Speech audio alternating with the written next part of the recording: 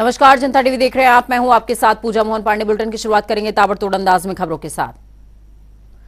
बस्ती में रास्ते के विवाद को लेकर दो पक्षों में जमकर हुई मारपीट। पीड़ित और उसके परिवार को दौड़ा दौड़ा कर पीटा गया। गांव के बंशीधर पांडे और उनके साथियों ने लाठी डंडे से जमकर कर दी पिटाई। मारपीट का लाइव वीडियो सोशल मीडिया पर धड़ल्ले से हो रहा है वायरल।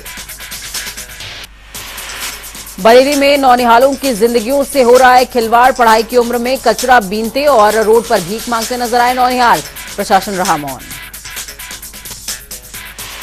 मथुरा पुलिस और बदमाशों के बीच हुई मुठभेड़ के दौरान बदमाश के पैर में लगी गोली लगने से एक बदमाश हुआ घायल। बदमाश को इलाज के लिए अस्पताल में करा दिया गया है भर्ती। बदमाश से पुलिस ने एक तमंचा, जिंदा कारतूस, बाइक भी बरामद की है। एटा में प्रधान और विपक्षी पक्ष के बीच में पुरानी रंजिश को लेकर हुई फायरिंग में ग्राम प्रधान और उनके सहयोगियों का फायरिंग करते हुए वीडियो हो रहा है तेजी से वायरल। पुलिस ने मामला दर्ज करते हुए आरोपियों की तलाश तेज की। उन्नाव में आलू से भरी ट्रैक्टर ट्रॉली पलट गई। आसपास मौजूद लोगों में हड़कंप मच गया। रोड के बीचों बीच हिस्से पर आलू की बोरियां बिखर गईं। चालक समेत 3 लोग घायल हुए हैं। तो वहीं ट्रैक्टर ट्रॉली पर ये तीनों लोग सवार थे, जिनका इलाज भी चल रहा है। हरदोई में पुलिस कार्रवाई में आहत मतदाताओं ने मतदान को लेकर त्याग करने की बात कही है। तो वहीं जिला निर्वाचन अधिकारी को संबोधित करते हुए ईओ को पत्र दिया है। कछौना के लोगों ने ईओ नगर पंचायत कछौना पतसेनी को यह पत्र सौंपा है। लखनऊ में पूर्व मंत्री आशुतोष टंडन और पूर्व मंत्री सिद्धार्थनाथ सिंह ने मन की बात कार्यक्रम में हिस्सा लिया। भारतीय जनता पार्टी के सैकड़ों कार्यकर्ताओं और पदाधिकारियों ने भी मोदी के मन की बात सुनी है। दूसरी तरफ अलीगढ़ में सीएनजी लीक होने से कार में भीषण आग लग गई। आग का वीडियो सोशल मीडिया पर तेजी से वायरल हो रहा है। आग की घटना में कार जलकर खाक हो गई। कार चालक ने कूदकर अपनी जान बचाई है। सूचना पर पहुंची पुलिस ने कार में लगी आग को कड़ी मशक्कत के बाद काबू पाया। अलीगढ़ के थाना रोरावर क्षेत्र का यह पूरा मामला बताया जा रहा है। बीएसपी सुप्रीमो मायावती ने ट्वीट करते हुए क्रिसमस पर्व की बधाई दी है। उन्होंने लिखा, ईसाई मजहब के भाई बहनों को बधाई। धर्म परिवर्तन को लेकर बवाल मचाना अनुचित है। बुरी नीयत से धर्म बदलवाना गलत। कट्टरवादी राजनीति से लाभ कम, हानि ज्यादा। इटावा में पशु बाजार में भैंस खरीदने आए किसान के साथ हुई लूट की घटना। पुलिस ने 24 घंटे के अंदर किया खुलासा। पुलिस ने लूट की वारदात को अंजाम देने वाले चोर शातिर लुटेरों को किया गिरफ्तार। गिरफ्तार लुटेरों के पास से लूटा हुआ एक मोबाइल फोन, लूटी हुई 8,100 रुपए की नकदी समेत अवैध तमंचे, 2 कारतूस और 2 धारदार चाकू भी बरामद हुए हैं। इटावा में एक दिल क्षेत्र में अवैध शराब भरा कंटेनर बरामद हुआ है। चालक परिचालक कंटेनर छोड़कर रफूचक्कर हो गए। कंटेनर से मिले कागजातों के अनुसार किताब और इलेक्ट्रॉनिक सामान के कागजों के नाम पर ली जा रही थी शराब। एसएसपी जयप्रकाश सिंह ने प्रेस वार्ता करते हुए इस बात की जानकारी दी है। वहीं दूसरी तरफ जनता इंटर कॉलेज में पासमानदा मुस्लिम सम्मेलन आयोजित किया गया। सम्मेलन के मुख्य अतिथि के तौर पर प्रदेश के उद्योग राज्य मंत्री जसवंत सैनी ने कहा कि नरेंद्र मोदी भारत के पहले ऐसे प्रधानमंत्री हैं जिन्होंने पासमानदा मुसलमानों के दर्द को समझा है। अमेठी में वकीलों ने स्मृति ईरानी से मिलकर जिलाधिकारी की शिकायत करी। वकीलों ने जिलाधिकारी के ऊपर लगाए गए एक तरफा कार्रवाई करने के आरोप स्मृति ईरानी से मिलकर जिलाधिकारी को हटाने की भी मांग इस दौरान तमाम ग्रामीण रखते नजर आए। उत्तराखंड में बढ़ती सर्दी को देखते हुए मुख्यमंत्री पुष्कर सिंह धामी ने अस्पताल सहित देहरादून के अलग अलग स्थानों पर जरूरतमंदों को कंबल वितरित किए। वहीं मुख्यमंत्री ने घंटा घर के करीब स्थित रैन बसेरे का भी औचक निरीक्षण किया। इस दौरान उन्होंने रैन बसेरे में रुके लोगों से मुलाकात की और उनसे हालचाल भी जाना। महोबा में शराबी की सड़क पर पिटाई हुई। युवती पर अश्लील कमेंट की ये पूरी घटना है। बाइक से अपने भाई और मां के साथ ये पीड़िता जा रही थी। सूचना मिलने पर मौके पर पहुंची पुलिस कुलपहाड़ कोतवाली के चंद कदम की दूरी का ये पूरा मामला बताया जा रहा है। दूसरी तरफ सहारनपुर में क्रिसमस डे के दिन सबसे ज्यादा कोहरे की वजह से जनजीवन अस्त व्यस्त नजर आ रहा है। नेशनल हाईवे पर कोहरे की चादर देखने को मिली। कोहरे की वजह से वाहनों की रफ्तार भी धीमी हुई है। शीतलहर और कोहरे की वजह से मौसम में ठंडक भी देखने को मिली। इटावा में भरथुना व्यापारियों ने ट्रेनों का ठहराव करते हुए पूर्ण बहाल करने की मांग की। मांगों को लेकर व्यापारियों ने स्टेशन अधीक्षक को ज्ञापन सौंपा है। कोरोना काल में बंद हुई थी ट्रेनें। गोरखपुर में क्रिसमस को लेकर उत्साह, चर्च पर जुटे ईसा मसीह के चाहने वाले प्रभु यीशु के जन्म की धूम। चर्च में प्रार्थना करते लोग आए नजर। रामनगर में जंगल के पास शराब पी रहे एक युवक पर बाघ ने हमला करते हुए जंगल में उसको ले गया। युवक अपने 2 दोस्तों के साथ शराब पी रहा था। मौके से दोनों युवकों ने भागकर अपनी जान बचाई है।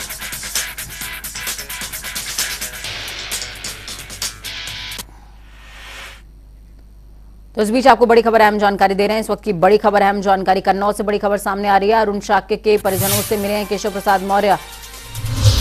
डिप्टी सीएम केशव प्रसाद मौर्य अरुण शाक्य के परिजनों से मिले हैं। परिजनों को 10 लाख की मदद का ऐलान किया है। भाजपा फंड से भी 5 लाख की मदद दी जाएगी। गांव में स्थायी चौकी का निर्माण किया जाएगा। इस बात का भी जिक्र करते नजर आए। हत्यारों पर कड़ी कार्रवाई की बात डिप्टी सीएम केशव प्रसाद मौर्य ने इस दौरान कही है। आपको बता दें कि अरुण शाक्य से मिलने के लिए कुछ दिनों पहले सपा का भी प्रतिनिधिमंडल गया था, जिसमें स्वामी प्रसाद मौर्य पहुंचे हुए थे अरुण शाक्य के घर। इस दौरान उन्होंने समाजवादी पार्टी की तरफ से 2 लाख रुपए की मदद की थी और आज केशव प्रसाद मौर्य पहुंचे हुए हैं। डिप्टी सीएम केशव प्रसाद मौर्य ने 10 लाख रुपए परिजनों को मदद का ऐलान किया है। साथ में 5 लाख रुपए बीजेपी फंड से भी देने की बात कही है।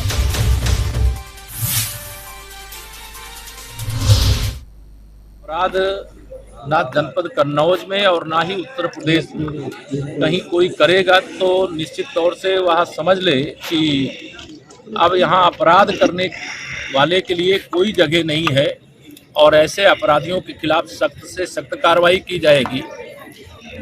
परिवार के लोगों से मैं मिला हूँ।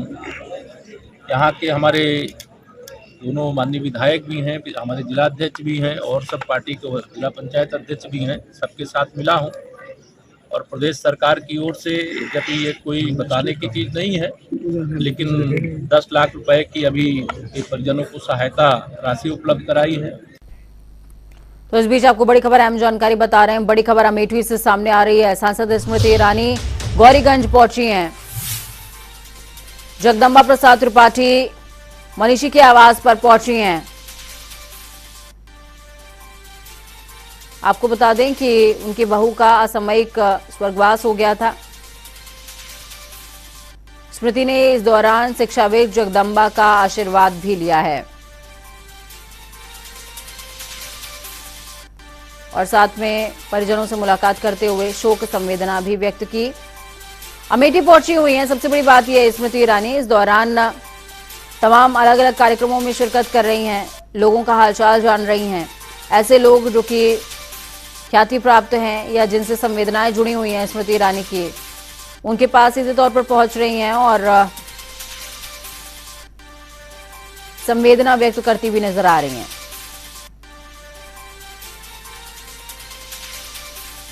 तो अमेठी की तस्वीरें आपको दिखा रहे हैं। आज का दिन भारतीय जनता पार्टी के लिए बेहद खास है क्योंकि सुशासन दिवस, अटल बिहारी वाजपेयी की जयंती जिसको सुशासन दिवस के तौर पर भारतीय जनता पार्टी मना रही है। ऐसे में अलग अलग कार्यक्रम जिनमें स्मृति ईरानी हो या फिर तमाम मंत्री हिस्सा लेते नजर आ रहे हैं। अमेठी की अगर बात करें तो परिजनों से मुलाकात की है, शोक संवेदना भी स्मृति ईरानी ने व्यक्त की है।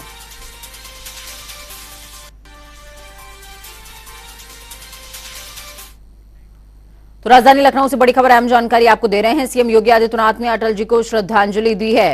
लोक भवन में प्रतिमा पर माल्यार्पण किया। डिप्टी सीएम ब्रजेश पाठक भी उनके साथ में मौजूद रहे हैं।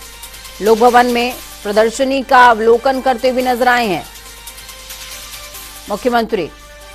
सीएम योगी आदित्यनाथ ने अटल जी को श्रद्धांजलि दी है।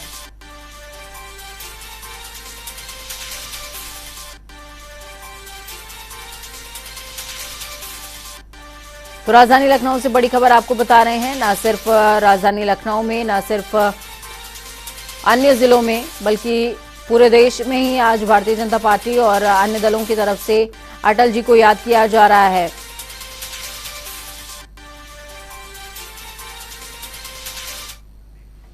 देहरादून से बड़ी खबर सामने आ रही है। इस वक्त की बड़ी खबर, अहम जानकारी आपको देहरादून से दे रहे हैं। सीएम पुष्कर सिंह धामी ने अटल जी को याद किया है। सीएम धामी ने श्रद्धासुमन अर्पित किए, श्रद्धांजलि दी है।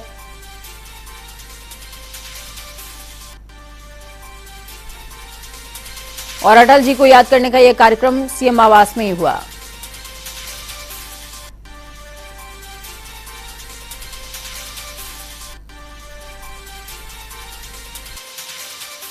जिम्मेदारी आपको प्राप्त हो रहा है, ये आपके उत्साहवर्धन के लिए है और आगे और अच्छा काम करने के लिए है कि आपको बार बार पुरस्कार मिले, बार बार आपको आइडेंटिफाइड किया जाए, बार बार आपको सर्टिफाइड किया जाए। और ये जिम्मेदारी अब और किसी की नहीं है, जिम्मेदारी अब आप सब लोगों की अपनी है। क्योंकि हम लोगों ने तो यहाँ से एक बार कमेटी ने जो भी नाम आए थे उन नामों को सेलेक्ट किया और आज आप सबका सम्मान करने का अवसर हम सब लोगों को दिया। और मैं चाहूँगा कि हर बार ऐसा अवसर मिले, आपको भी मिले और हम लोगों को भी मिले। आज भारतीय राजनीति के शीर्ष पुरुष, ओजस्वी कवि, प्रखर वक्ता और जिनके समय में उत्तराखंड राज्य का निर्माण हुआ, श्रद्धेय अटल बिहारी वाजपेयी जी की जयंती है आज। मैं उसकी भी आप सभी को बहुत शुभकामनाएं देता हूं और उनको अपनी भावांजलि अर्पित करता हूं कि उन्होंने पूरे देश के अंदर, दुनिया के अंदर एक सुशासन का मानक तैयार किया। और आज के समय में जब बहुत कठिनाई काम करने में कहीं कहीं पर होती है, अलग अलग मत होते हैं, ऐसे मतों को मिलाकर भी सबका मत कैसे एक किया जाए, सबके लिए एक रास्ता कैसे निकाला जाए। और 27 दलों की, 30 दलों की मिलकर सरकार चलाने का काम किसी ने किया था तो अटल बिहारी वाजपेयी जी ने किया था। इसलिए आज के दिवस को सुशासन दिवस के रूप में हम सब मनाते हैं। और अटल जी चूँकि कवि भी थे, उन्होंने कहा था कि हार नहीं मानूंगा, रार नहीं ठानूंगा, काल के कपाल पर लिखता मिटाता हूँ, गीत नया गाता हूँ, गीत नया गाता हूँ। उनकी इस कविता ने मेरे जैसे न जाने कितने ही लोगों के लिए एक प्रेरणा पुंज का काम किया, एक मार्गदर्शन का काम किया कि लगातार जो काम करने का एक हमारा स्वभाव होता है, लगातार आगे बढ़ने का स्वभाव होता है। कहते हैं चेरी वेती चेरे वेती, और चलते रहिए चलते रहिए, चाहे रास्ते में कितनी भी विघ्न आए, बाधाएं आए, उनसे बिल्कुल भी प्रभावित हुए बिना आगे बढ़ना, ये अटल जी ने ही हम सब लोगों के लिए एक मार्ग पीछे छोड़ा है, इसका हम सब अनुसरण करें। भाइयों बहनों, चाहे कवि के रूप में हो, वक्ता के रूप में हो, प्रधानमंत्री के रूप में हो, एक व्यक्ति के रूप में हो, श्रद्धेय अटल जी का जो जन्म उनका जीवन था, वो पूरी तरह से राजनीतिक या सामाजिक क्षेत्रों में कार्य करने वाले लोग हों, उनके लिए ही नहीं, बल्कि मैं कहूँगा कि संपूर्ण जो हमारे देशवासी हैं, समस्त देशवासी हैं, उन सभी के लिए एक प्रेरणा का स्रोत रहा है। और मैंने जैसा शुरू में कहा कि वो राजनीति के क्षेत्र में रहकर भी एक अजात शत्रु थे। वो एक पार्टी, एक विचार को समर्पित थे, उसका प्रतिनिधित्व करते थे, नेतृत्व करते थे। लेकिन उसके बावजूद भी संपूर्ण राजनीतिक दलों में, संपूर्ण अलग अलग जितनी हमारी विचारधाराएं देश के अंदर चलती हैं, उन सभी विचारों के लोग उनका सम्मान करते थे, उनको मानते थे। और अजात शत्रु माने कि जिसका कोई शत्रु न हो, वो इस प्रकार के व्यक्तित्व थे। और सुशासन जो हमारी भारतीय संस्कृति की परंपरा रही है, अटल जी ने उसको संकल्प पथ पर चलकर ही अपने जो सपनों का भारत है वो बनाने का काम किया। और उनके समय में बहुत सारी योजनाएं जो देश को प्राप्त हुई, उसमें से एक योजना है प्रधानमंत्री ग्रामीण सड़क योजना, जिसके बारे में मुझे अच्छी तरह से याद है कि जब अटल जी इस योजना को लॉन्च कर रहे थे तो उस समय बहुत लोगों के उस समय विचार आए कि आपको ये योजना अपने नाम से लॉन्च करनी चाहिए। इस योजना का नाम अटल बिहारी वाजपेयी योजना रख दीजिए या अटल योजना रख दीजिए। तो अटल जी ने उस समय कहा कि अगर ये योजना मैं अपने नाम से रखूंगा तो मेरे प्रधानमंत्री से हटते ही ये योजना जो है रुक जाएगी, और ये योजना अगर प्रधानमंत्री के नाम से चलेगी तो ये अनवरत रूप से चलती रहेगी। तो बड़ी खबर, अहम जानकारी आपको दे रहे हैं। इस वक्त की बेहद बड़ी खबर, अहम जानकारी सामने आ रही है। बड़ी खबर बता रहे हैं, सीएम योगी आदित्यनाथ ने अटल जी को श्रद्धांजलि दी है। लोक भवन में प्रतिमा पर माल्यार्पण सीएम योगी आदित्यनाथ ने किया। डिप्टी सीएम भी इस दौरान मौजूद रहे हैं। मैं इस अवसर पर भारत रत्न पंडित मदन मोहन मालवीय जी को प्रदेश शासन की ओर से, उत्तर प्रदेश वासियों की ओर से नमन करते हुए विनम्र श्रद्धांजलि भी अर्पित करता हूं।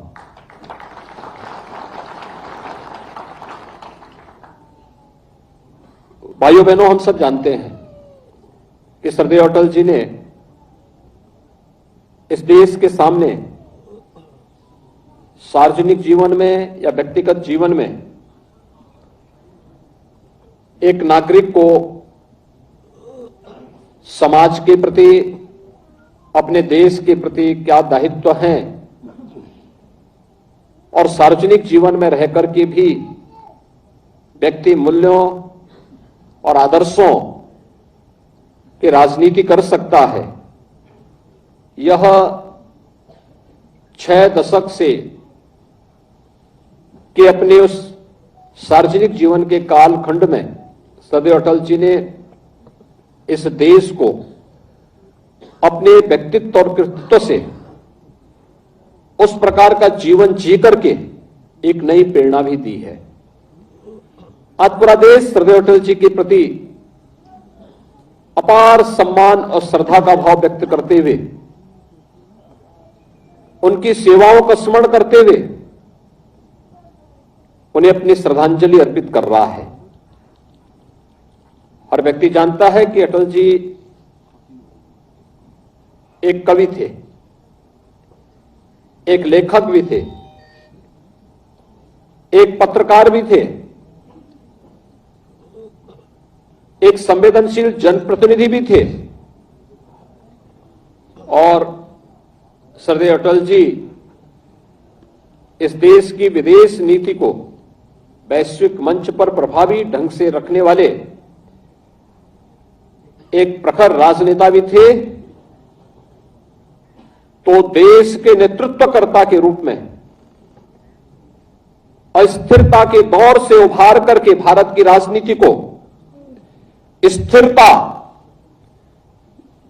पारदर्शी और जवाबदेह कैसे बनाया जाना चाहिए, इसके प्रतीक पुरुष भी थे। प्रधानमंत्री के रूप में देश के सामने जो मानक श्रद्धेय अटल जी ने रखे थे, चाहे वह गरीब कल्याण के हो, शासन प्रशासन की व्यवस्था की शुचिता और पारदर्शिता को लेकर के हो, या भारत को दुनिया की एक बड़ी ताकत के रूप में स्थापित करने की दृष्टि से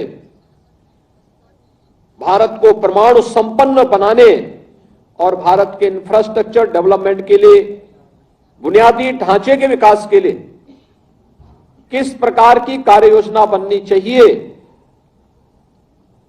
6 वर्ष के अपने यशस्वी कार्यकाल के दौरान श्रद्धेय अटल जी ने इस देश के सामने उन मानकों को प्रभावी ढंग से रख करके भारत के 100 करोड़ से अधिक लोगों के जीवन में व्यापक परिवर्तन लाने का कार्य किया था।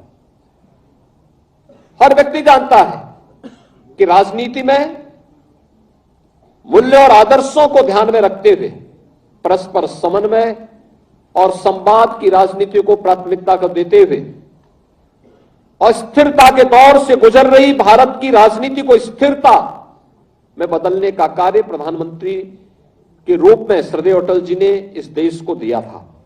और आज वही स्थिरता प्रधानमंत्री मोदी जी के नेतृत्व में भारत को दुनिया की एक बड़ी ताकत के रूप में उभार रहा है। भाइयों बहनों, इससे बड़े गौरव की बात क्या हो सकती है?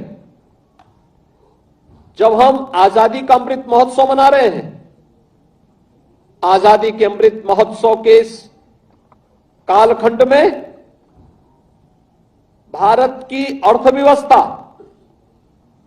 उस ब्रिटेन की अर्थव्यवस्था से बड़ी हुई है जिस ब्रिटेन ने हम पर 200 वर्षों तक शासन किया था।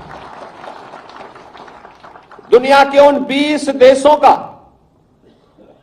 जो दुनिया के बड़े विकसित देश हैं, जिनमें दुनिया की 75% मार्केट पर जिनका कब्जा है, 60% आबादी निवास करती है। तो दूसरी तरफ कोरोना के नए वेरिएंट ने एक बार फिर से लोगों को डरा दिया है। आपको बता दें कि लगातार फिर से कोरोना के मामले बढ़ते जा रहे हैं और आगरा से एक मामला सामने आया है, जहां एक कोविड-19 का मरीज सामने आने से अस्पताल में हड़कंप मच गया। मरीज के हालात बेहद गंभीर हैं और कोविड-19 के मरीज की जानकारी मिलते ही जिला अस्पताल सतर्क हो गया। आनन फानन में सभी चिकित्सकों को और स्टाफ को अलर्ट मोड पर रख दिया गया है।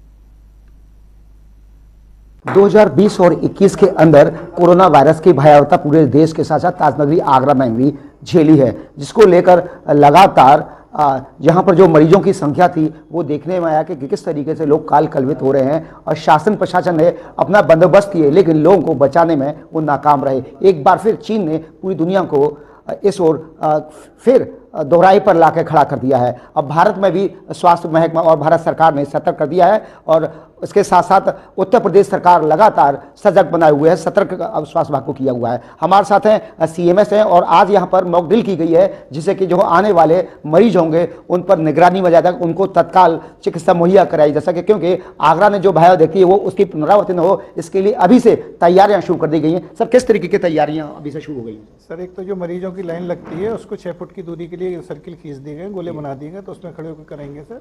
और मास्क के इस्तेमाल के लिए बोल दिया गया, पंपलेट चिपका दिया। जैसे कोई व्यक्ति एंटर करेगा तो उसकी थर्मल स्क्रीनिंग तुरंत की जाएगी और उसको बताया जाएगा कि दूरी के लिए बच के रहिए कोरोना से। सर, आज वो मॉक ड्रिल की गई है, उसको किस तरीके से अंजाम दिया? मॉक ड्रिल का ये था सर, ये रिहर्सल हो जाता है, थोड़ा यूज टू हो जाते हैं डॉक्टर्स वगैरह। तो हमारे पीकू वार्ड में 20 पलंग है, उसमें एक जो है डमी पेशेंट के थ्रू जो है करी गई है एक मॉक ड्रिल सर। उसमें ये पास हुई है mock drill, doctor Yogendra Sharma और डॉक्टर कल्याणी साहब ने की थी, बिल्कुल पास हुए हैं सर। ये तो कह सकते हैं कि ये आगरा में स्वास्थ्य विभाग बिल्कुल पूरी तरह से अलर्ट है। यस सर, पूरी तरह से अलर्ट है सर। हम लोग मास्क वगैरह के लिए बोल दिया गया है। हाँ, तो वो स्वास्थ्य महकमा उत्तर प्रदेश से ताजनगरी में बिल्कुल अलर्ट है, क्योंकि यहाँ पर देशी विदेशी सैलानी प्रतिदिन सैकड़ों की संख्या में आते हैं, इसलिए सजगता अनिवार्य है। और जनता टीवी लोगों से आग्रह करेगा, अपील करता है कि वो लोग दूरी बना के रखें और इसके साथ साथ मास्क भी अभी से पहनना शुरू कर दें, जिससे कि देश में आने वाली इस भयावहता को रोका जा सके। ग्राउंड जीरो से प्रदीप बाबू, जनता टीवी आगरा। तो दूसरी तरफ कुमाऊं के सबसे बड़े एमबीपीजी कॉलेज में अध्यक्ष पद पर जीत दर्ज करते हुए रश्मि लमगड़िया ने बड़ा इतिहास रचा है। पहली बार ऐसा हुआ कि जब कोई लड़की एमबीपीजी कॉलेज में अध्यक्ष बनी हो। निर्दलीय रश्मि जो है वो एमबीपीजी प्रत्याशी कौशल बिरखानी को 1294 मतों के बड़े अंतर से पटकनी देती नजर आई। रश्मि एबीवीपी से टिकट की डिमांड कर रही थी, लेकिन उन्हें टिकट नहीं दिया गया, जिसके बाद उन्होंने निर्दलीय चुनाव लड़ने का फैसला किया और बड़ी जीत दर्ज की है। कुमाऊं के सबसे बड़े एमबीपीजी कॉलेज में रश्मि लमगड़िया ने एक बड़ा इतिहास रच दिया है। पहली बार कोई लड़की छात्र संघ अध्यक्ष बनी। हमारे साथ सीधे बात करने के लिए रश्मि लमगड़िया मौजूद है। रश्मि, किसे देंगे इस जीत का श्रेय? इस जीत का श्रेय मैं समस्त छात्र छात्राओं को देना चाहूँगी। ये जीत उन्हीं की जीत है और समस्त पूर्व पदाधिकारी जो बड़े भैया लोगों ने मुझे अपना समर्थन दिया। और जैसा कि सभी को पता है मैं एक निर्दलीय प्रत्याशी थी, उनके साथ समर्पण, उनके आशीर्वाद से और अब समस्त गुरु करना चाहती हूँ कि आप लोगों ने मेरी बात को जन जन तक पहुँचाया और अपने परिवार को मैं इसका श्रेय देना चाहती हूँ, अपने सभी भाई बहनों को, अपने छोटे कॉलेज के भाई बहनों को जिन्होंने शुरुआत से ही मेरा समर्थन कराया मुझे। मैं अपना पूरा श्रेय आप लोगों को देना चाहती हूँ। ये पूरा इलेक्शन जो हम विनर्स रहे हैं, ये आप सभी लोग विनर्स रहे हैं, इसका श्रेय आप ही लोगों को जाता है। रश्मि एबीपी से टिकट मांग रही थी, आप लंबे समय से वहाँ कार्य भी कर रही थी, लेकिन टिकट नहीं मिला। अब जीत दर्ज की है, अब आगे रुक क्या रहेगा? देखिए, जो पूर्व पदाधिकारी थे जिन्होंने मुझे अपना समर्थन दिया था, अभी मुझे जो वो बोलेंगे मैं वही करूँगी, लेकिन मैं परिषद या कोई संगठन अभी फिलहाल ज्वाइन नहीं करना चाहती हूँ। अब एक बड़ी जीत दर्ज की है, अब आगे किस तरह का कार्य होगा छात्रों के लिए, कॉलेज के लिए?